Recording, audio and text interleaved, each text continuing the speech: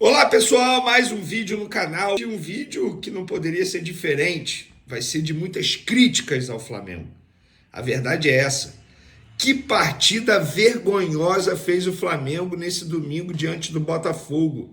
Escapou de uma goleada histórica. É isso mesmo. O Flamengo mereceu levar uma goleada histórica. É porque o Botafogo não aproveitou as oportunidades que criou. O Botafogo amassou o Flamengo dentro do Nilton Santos. Foi uma atuação ridícula do rubro-negro comandado pelo técnico Tite. Tite, inclusive, é um dos grandes culpados por essa vergonha que aconteceu nesse domingo. Eu vou falar sobre isso, sobre essa atuação do Flamengo, mas antes queria pedir para você se inscrever no canal. Não deixe de se inscrever no canal. A culpa não é minha que o Flamengo foi amassado nesse domingo para o Botafogo. Então, se quiser dar uma moral aí para o trabalho do Vene Casagrande, se inscreva no canal, ativa a notificação, solta o dedo do like no vídeo também. Isso ajuda demais. E compartilhe o vídeo com os amigos, com as amigas. Vamos falar do Flamengo, mas antes eu preciso falar da preparação física do Flamengo. Na boa, não é normal essa quantidade de lesões musculares que o Flamengo vem sofrendo nessa temporada. São muitos jogos, eu sei disso. Ai, que calendário é esse? Eu sou o cara que eu critico bastante o calendário do futebol brasileiro. É um calendário ridículo. No vídeo anterior eu falei sobre isso. É um calendário ridículo. A CBF não valoriza o produto dela. Isso é verdade. Mas não é só o Flamengo que enfrenta essa sequência de jogos.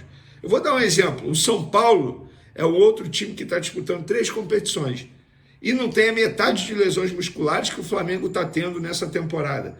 A todo momento é uma lesão muscular. E por que você está falando isso, Vene? Porque logo aos 4 minutos de jogo, o Arrascaeta teve um problema físico. Botou a mão na parte do adutor, da coxa esquerda, e pediu para ser substituído. Ficou no banco de reserva chorando. Obviamente, o jogador já tem noção da gravidade, que não deve ter sido leve. Obviamente, não vai ter condições de jogo na quinta-feira, o jogo mais importante do Flamengo na temporada. Além das lesões musculares, dos problemas físicos, os jogadores estão ficando exaustos durante os jogos. Exaustos. O Botafogo hoje não poupou, botou o mesmo time que jogou contra o Palmeiras na quarta-feira.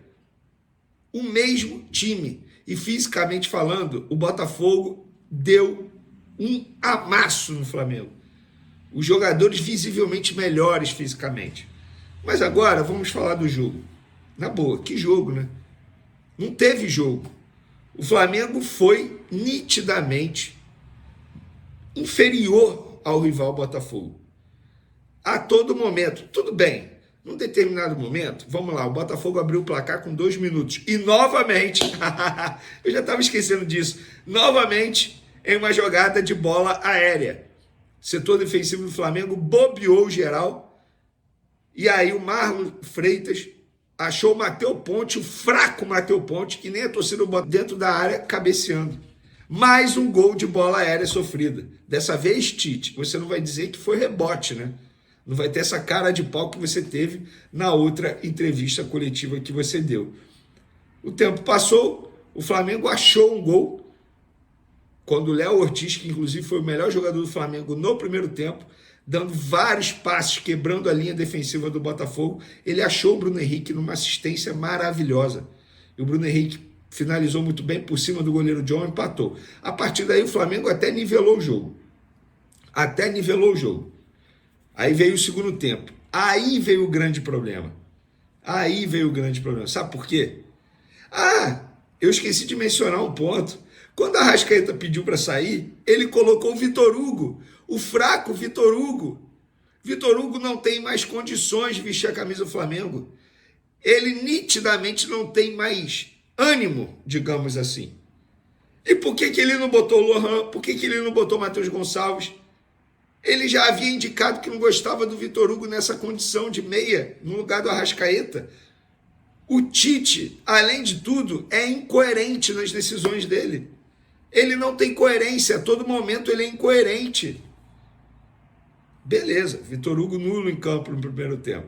Aí veio o segundo tempo, ele precisou tirar o Gerson, tudo bem. Parte física pesando, coloca o Everton Araújo. Ele tem um tesão por volante que é um negócio assustador. Era para ter colocado o Lohan. Novamente eu falo por que não colocou o Lohan. Mas ele tem um tesão por volante, ele colocou mais um volante. E nesse determinado momento ele recua o Léo Ortiz para fazer uma espécie de terceiro zagueiro. Mais um erro dele, erro tático. Era o Léo Ortiz que estava sendo o melhor jogador do meio de campo na ausência do Arrascaeta. Era o Léo Ortiz que, mesmo sendo zagueiro e jogando de volante, estava sendo o cara que estava armando as jogadas do Flamengo. O meio de campo do Flamengo, nesse domingo contra o Botafogo, não existiu. Foi vergonhoso. Quem assistiu ao jogo sabe do que eu estou falando. Deu raiva assistir o Flamengo jogar nesse domingo. Raiva. O Wesley, que fez a sua despedida com a camisa do Flamengo, fica à disposição contra o Bolívia, mas provavelmente será o Varela. Fez um bom jogo. O Luiz Henrique, atacante do Botafogo, amassou o lado esquerdo do Flamengo. Amassou, deitou e rolou. Deitou e rolou. Fez tudo o que quis no segundo tempo. Tudo que quis. E eu não vou botar a culpa no Varela, não, que entrou no lugar do Ayrton Lucas para fazer a função de lateral esquerdo, porque ele jogou improvisado. Seria covardia da minha parte. Eu vou tirar o Varela dessa. O Varela não teve culpa. Mas o Ayrton Lucas, enquanto esteve em campo, teve culpa. Davi Luiz, mal demais. Mal demais. Mal demais. Foi um jogo para o Flamengo, o torcedor do Flamengo, esquecer. Um choque de realidade. A verdade é essa. O torcedor do Flamengo hoje, diante do Botafogo, teve um choque de realidade. Acabou aquela falácia que o elenco do Flamengo é um absurdo, é monstruoso. Não, não é. Não é. O elenco do Flamengo pode ser o melhor, mas não é maravilhoso, absurdo como as pessoas falam. Pelo contrário, a gente pode ver hoje um Botafogo destruindo o Flamengo. Fazendo aquilo que tem que fazer mesmo. O Botafogo fez certo. 4-1 para cima do Flamengo, perdeu o pênalti ainda por cima. O Rossi, embora tenha pego o pênalti, ele tomou um gol que ele... Cara, eu não sei nem explicar o que ele quis fazer ou o que ele não fez. A sorte dele é que o jogador do Botafogo estava impedido. Gente, não dá. Não dá. Eu sei que muita gente gosta do trabalho do Tite, mas o trabalho do Tite é fraco. O Tite está há quase um ano no Flamengo. Eu, particularmente, esperava que nesse tempo todo o trabalho do Flamengo fosse estar bem melhor. Eu entendo, tem os desfalques, Cebolinha machucado, Vinha machucado, eu entendo isso tudo. Pedro machucado, por falar em Pedro, como faz falta o Pedro, né? Eu falei para vocês, gente, olha só, eu sou um cara que eu vou sempre torcer pro Carlinhos, sempre. A história do Carlinhos é linda, maravilhosa, uma história de superação, mas não tem potencial para vestir a camisa do Flamengo, para ser o reserva imediato do Pedro, não tem. Ai, o Gabigol, gente, o Gabigol tá lesionado e não estava fazendo a menor diferença também. Não dá para a diretoria do Flamengo achar que o Carlinhos é o reserva imediato do Pedro. Não dá. Não dá mais para aturar certas decisões do Tite. O Tite vem fazendo um trabalho fraco. E se não abrir o olho, tudo bem, eu acho que passa na Libertadores contra o Bolívia. 2-0, beleza. Mas se não abrir o olho, na Libertadores não passa nas quartas de final. Vai pegar o Peñarol, provavelmente. Na Copa do Brasil vai ter sorteio terça-feira, dependendo de quem pegar, também não passa. É isso que eu estou falando para vocês. E o trabalho do Tite vai além do campo e bola. Ele priorizou a Copa do Brasil e os jogadores estão pagando o preço agora. Não era para ter priorizado a Copa do Brasil.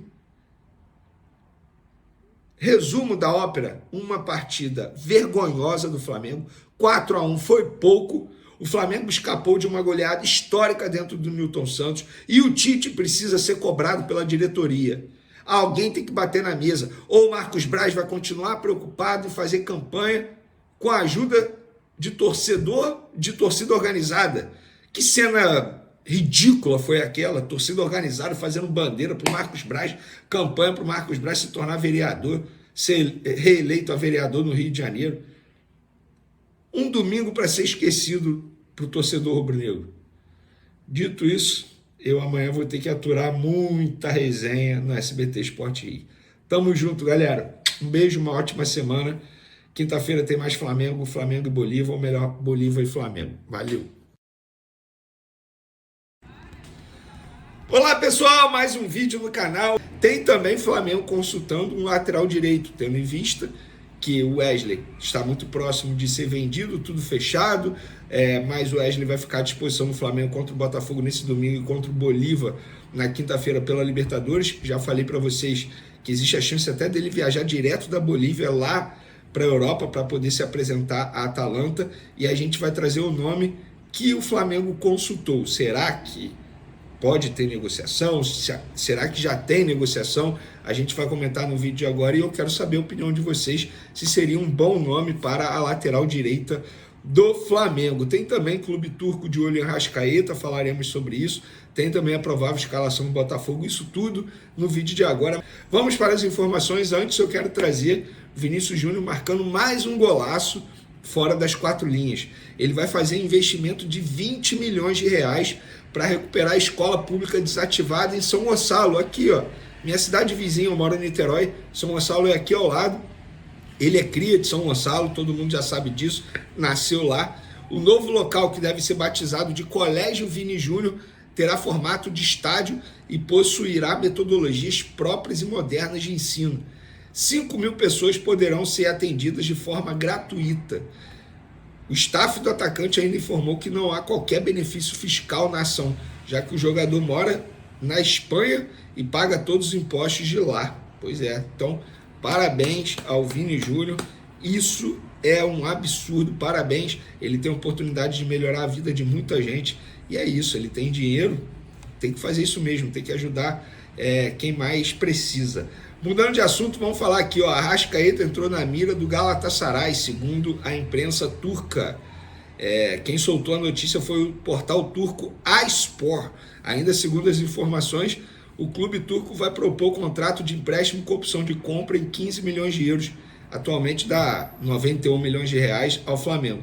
Gente, já adianto para vocês, confesso que eu nem fui apurar isso aqui é segundo o site turco. Eu estou trazendo isso aqui para vocês porque eu recebi uma enxurrada de mensagens de pessoas preocupadas com uma possível saída do Arrascaeta. Sabe qual é a chance da diretoria do Flamengo aceitar uma operação dessa com o Arrascaeta ainda por cima? 0. Vai por mim, 0. Não tem a menor chance do Arrascaeta sair para o Galatasaray nesse modelo de negociação. Porque vai que o Galatasaray vem com uma proposta de, sei lá, 50 milhões de euros. Aí é uma outra história, mas nesse modelo aqui, empréstimo com opção de compra, 0 chance, pessoal, pode confiar. Vamos agora falar do lateral direito que o Flamengo consultou nos últimos dias. Eu vou botar nos últimos dias porque eu não sei exatamente quando foi essa consulta, mas foi recente. E como aconteceu? Vou trazer os bastidores para você. Já falo o nome logo, é o Kelvin, atualmente no CSKA, jogador que saiu aqui do futebol brasileiro se destacando pelo Atlético Paranaense, está atualmente no CSKA da Rússia, jogador de 23 anos, tá? Cria do Furacão, como eu disse, se destacou pelo Atlético Paranaense, chegou ao CSKA na temporada 2023-2024. Como aconteceu? Eu conheço uma pessoa bem próxima a ele, enfim, quase um familiar, digamos assim, e essa pessoa me falou: Venê, tá sabendo? O Flamengo deu uma consultada no Kelvin. Aí eu falei: pô, não tava sabendo não.